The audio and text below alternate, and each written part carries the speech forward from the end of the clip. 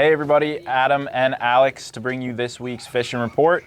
Some cool stuff going on out there right now, so let's get right into it. Hottest bite right now in the bay, in sort of middle bay area, is going to be the bluefish and the Spanish mackerel. You want to get into that a little bit, Alex? Yeah. So we've been getting a lot of good reports, anywhere from essentially Poplar down, maybe even closer to home. But I guess the most consistent reports have been Poplar and down, like Buoy 83 and south. Decent amount of bluefish. There's actually well mix of sizes of bluefish, anywhere from your snapper blues all the way up to a couple decent, close to 30-inch fish, and obviously the mackerel are mixed in right now. So multiple ways you can go about it, guys. You can troll, you can cast them, really pick one. If you're trolling, obviously you're going to have lines in the water for a longer time and you're going to be searching for them. Or you can ride around and kind of run and gun from school to school, or area to area until you find them. So a few lures that I like to use for this time of the year is, especially for mackerel, is the epoxy jig from Hoagie. A little more realistic. The paint is obviously inside the epoxy, so it won't chip off.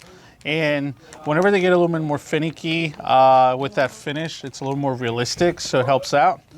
One other thing is anything with that hose, meaning a spoon, any kind of like jig on it. And what I mean by that is it has this tail on there. This helps with, I guess, not getting cut off as much. You can reel it in pretty fast and they're going to focus on this instead of your metal. We have a few options with that. And another option that's just in case you want to catch, like, say, 2 fish at a time, is the Stinger rigs by Coach.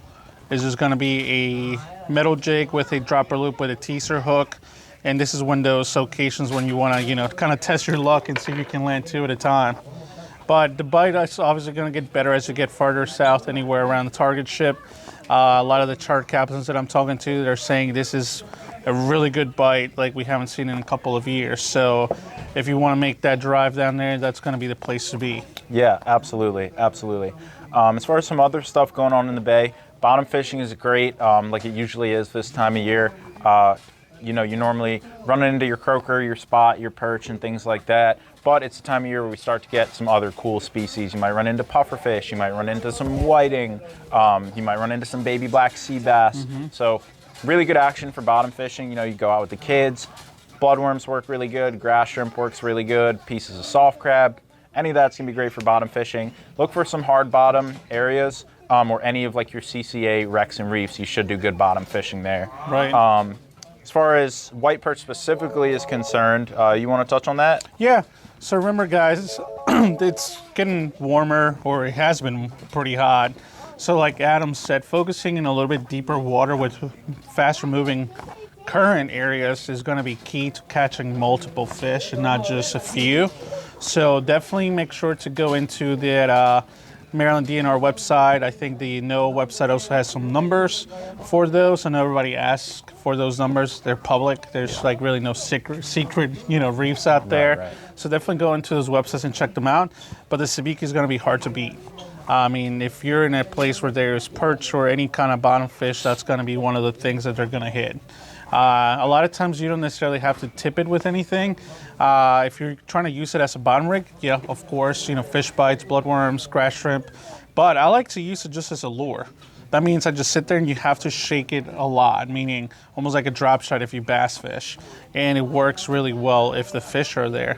Don't spend too much time. If you fish one reef area and you literally fish the whole structure and there's no fish, move around. There's multiple different ones close to each other sometimes, so do that. And if you're doing the shoreline structure fishing, early mornings or evenings is going to be the key to doing that. And once again, heavy current areas, so any kind of point that sticks out from a shoreline, any kind of docks that are sticking off a point with deeper water close to it, that's what you want to focus in. I will say if there was not necessarily hot area, but a general area where they're catching a little bit more perch, I will still say it's pretty north. Anywhere, the Patapsco River offers a lot of structure, Pools Island, in the Chester River, those are going to be some of the areas that I will be focusing on that I will probably say there's a little bit more action than some other places. For sure, for sure. As far as some other stuff we got going on in the bay, it's going to be your bull reds and your cobia.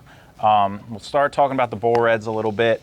You could find them in your sort of middle to lower bay zone. Once you get, up here where the store is in this general area, there's, your chances definitely go down. So the further south you go, the better chance you have at finding some of those bull reds. They're usually not going to be in the same place that you found them the day before. They might be in the same general area, but they're not really tight to structure right now. They are cruising open water in schools. So look for your channel ledges, your flats with, a steep drop off. Anything like that is going to be good. Make sure you use your side scan if you have it. If you don't, you can use your down scan too.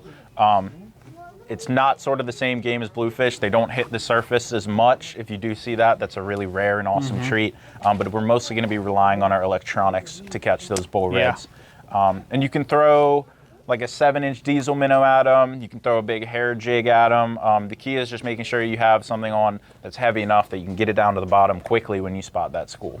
Yeah, and if you want to kind of, try your luck at using some bait, I will say night fishing. I've seen a couple guys night fishing and, I guess target ship area as well. Just anchor up and throw some chunks of bait and crabs, and that's one way to try to give it a shot, I guess, as well. Yeah, half a spot or half a peeler crab is going to work really, really good. Yeah. As far as cobia is concerned, we're definitely starting to see a couple more move up the bay.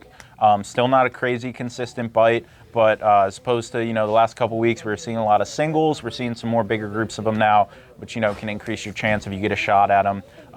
But again, it's sort of you got to luck into them, really. You can be up in a tower if the water's real flat, or standing on the bow of a boat safely. If the water's flat, kind of scanning to see if you find them.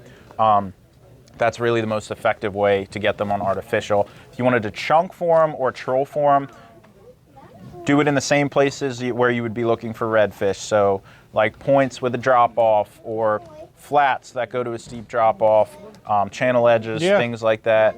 And you can set up on a chunk with some chum and some fresh LY or frozen LY.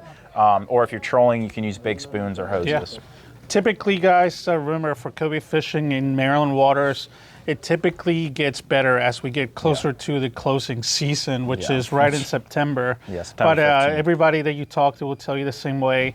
And just so guys, I guess, give you a range of an area, anywhere from right outside the Patuxent River on the eastern shore side of the Falls Channel, all the way down to the, I guess, middle grounds or dumping grounds just south of the target ship. That's a wide area, but you have to cover that to find them. Yeah. And yeah, as far as the bay goes, that's really it. Catfishing we can touch on too. That's kind of the same as it's been. Any of the mouths of your rivers, some of your deeper holes, you get into some channel and blue cats, throwing out some fresh LY. But yeah, we can cruise on out of the bay and talk about the ocean a little bit. You want to talk about some sea bass and flounder? Yeah, I mean, the wrecks have been decent. I wouldn't say it's necessarily red hot, but they're catching fish outside of Ocean City, Delaware, any of the wrecks out there. And they're catching some mahi as well. Yeah. So if you're going out, 10, 15 miles, they're catching a mix of mahi as well with literally your same rigs that you're using for sea bass and flounder. And sometimes you can see them come up to the surface, and of course, casting the same lures like metals and whatnot is going to work pretty well, or just casting a chunk of bait to them. Other than that, I mean, offshore fishing has been kind of like up and down, and the latest news is that essentially it's kind of turned off a little bit. But you can save the day and just go mahi fishing. Right. Which a lot of us love doing that. So. Exactly, yeah. Mahi are a great time. Yep. And in addition to mahi on some of your wrecks and reefs, there's been a fair number of cobia. So if you guys are out there bottom fishing, keep your eyes on the surface and have a cobia rod ready, because there's a decent chance you might luck into one. And yeah, as far as other stuff offshore, like you said, I mean, the tuna bites definitely died down. There's a couple marlin out there, but you can save the day with mahi or tilefish. In the back bay, guys are catching some rockfish at night from the 50 bridge. Flounder fishing has picked up a little bit in the bay. It's definitely been a slow summer, but it's picked up a little bit. And people are still catching undersized tog, and definitely a fair number of sheephead at the inlet as well, and your other rock piles and things like that. Yeah, I mean, sheepshead sounds cool. It's kind of newer, so get some crabs out there. And I guess switching over to a little bit of freshwater stuff, nothing too crazy. Remember, Fishing early as well is going to be key in a lot of the reservoirs around here with all that grass and everything. Top water can be good.